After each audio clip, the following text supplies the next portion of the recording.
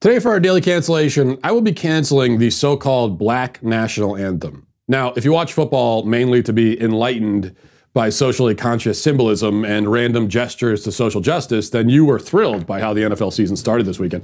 It had already been announced that every stadium would have the words "End Racism" spray painted onto the field. If that was not enough in itself to heal our collective wounds and bring about global peace and prosperity, then hopefully the players wearing the names of alleged police brutality victims on their helmets would seal the deal.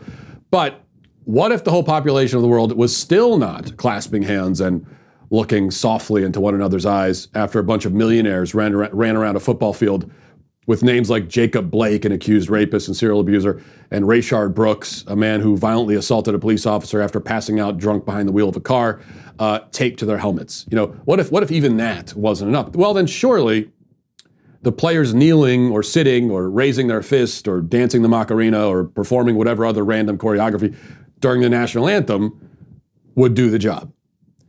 But if somehow all of those measures still are insufficient in the struggle to establish a new utopia, then the NFL had one more ace up its sleeve: the Black National Anthem.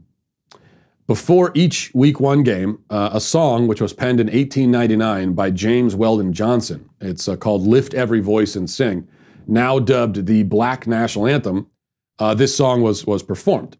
Teams had various approaches to the song, but some were not shy at all about paying more reverence to the Black National Anthem than the national anthem.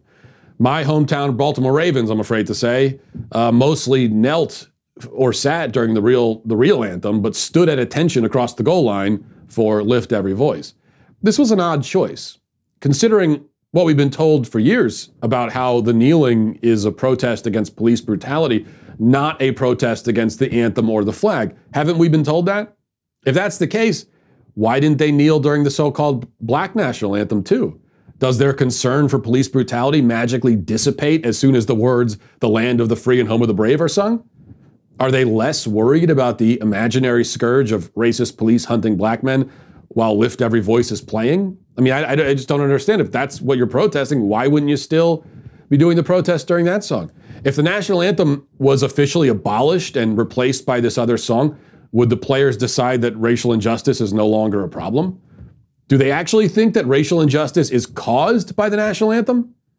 These are the questions that inevitably arise, and I suspect we will never be given any sort of coherent answer to them. Here's another question. What the hell does the Black National Anthem even mean? National anthems are, you may have guessed this from the name, anthems for the nation. They are supposed to be uplifting and inspiriting songs for, about, and to a whole nation of people. Until recently, we always stood together when it was played as a symbol of our national unity. This is the point that's been entirely lost in all the debate over the anthem protests. Standing for the anthem is actually not primarily a show of respect for the military or the founding fathers or the Constitution or whatever else, but it's a sign of unity and commonality among the people of America. It's something we do, or used to do, for each other, not for the government or even the flag. And that's why it never made sense to kneel during the anthem as a statement against police brutality. The anthem has nothing to do with the police, except that police officers are Americans too. And that's what we're all supposed to be when the anthem plays. Americans, together. What about the Black National Anthem? What purpose does it serve? What country is it an anthem to? There is no black nation, no Blacklandia or Blacktopia. There is no Whitelandia or Whitetopia either. There are countries populated mainly by white people and countries populated mainly by black people, but black itself is not a nation, and neither is white. To have a national anthem to or about or for a particular skin pigmentation is, to begin with, completely nonsensical. National anthems, by definition, are for everyone in the nation. A national anthem for 13% of the population is not a national anthem at all. It's as if the MPAA combined its G and R movie ratings to come up with GR, general restricted.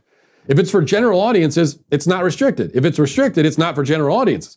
In the same way, if the Black National Anthem is a national anthem, it isn't just for black people. If it is just for black people, then it's not a national anthem. It cannot be both. It cannot be for one race and also be national.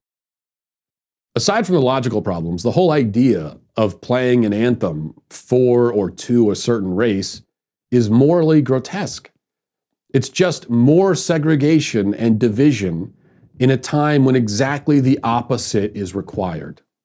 Our country does not need more singling out of certain races, more lines drawn, more attention called to our differences. There's quite enough of that already.